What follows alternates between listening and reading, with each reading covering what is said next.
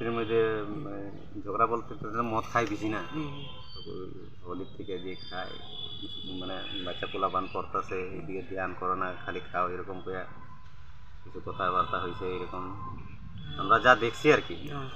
আর তো তারা এরকমই কইছে, তো আমরা এরকমই দেখছি এরকমই। কোন জায়গা তুই ঘটনাটা ব্যাপার লয়ে আমরা বেলাবাড়ি। বেলাবাড়ি কোন জায়গা? যমুনা বস্তি।